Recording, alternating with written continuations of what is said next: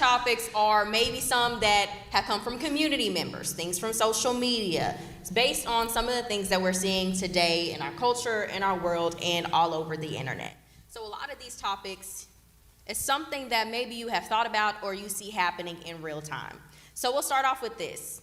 A lot of middle schoolers and high schoolers, especially here in Green Country, are having these protests, walkouts against ICE. And many feel that students should not be focused on the concern of what's going on with ICE as children.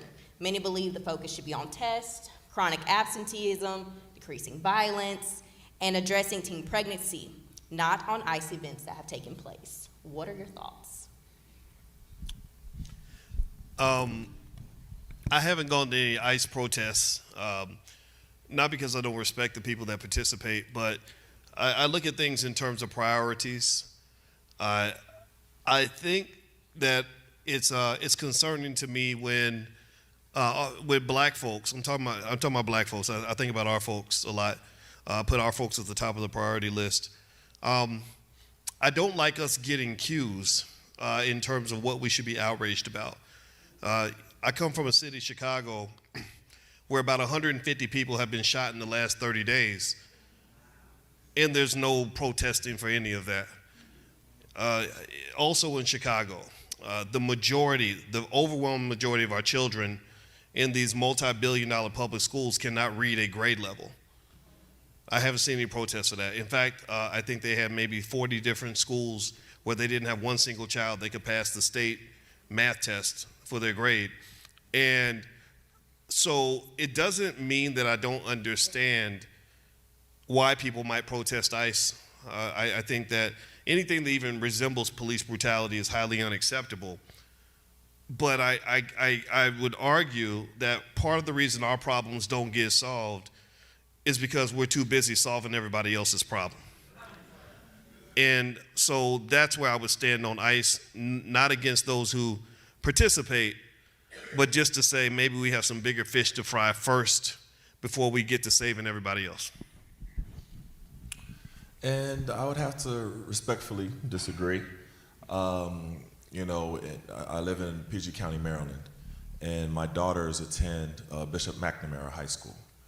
And so a few weeks ago, they had a school walkout to protest ICE. And I asked these teenagers, why do you feel the need to have a walkout?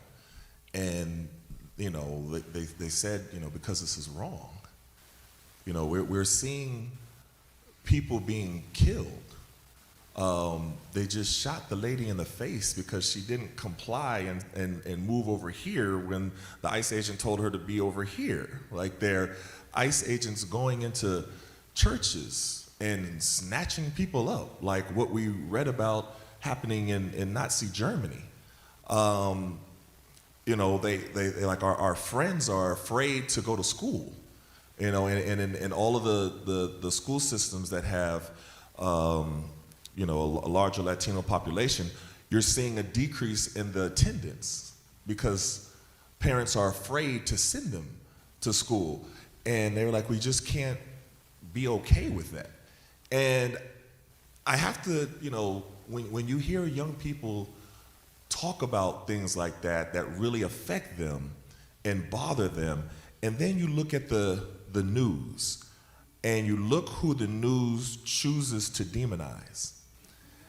And, you know, it's like when people talk about, you know, since my daughters and their friends brought up the Nazi Germany, and there were people who were saying that, you know, that's not really our issue, that's not really our problem, that's between the Germans and the Jews, we don't have any. And I remember a professor of mine right here at Carver Middle School, Mr. Tyrone Wilkerson, we were talking about it one time, and he said, who do you think Hitler was coming after next?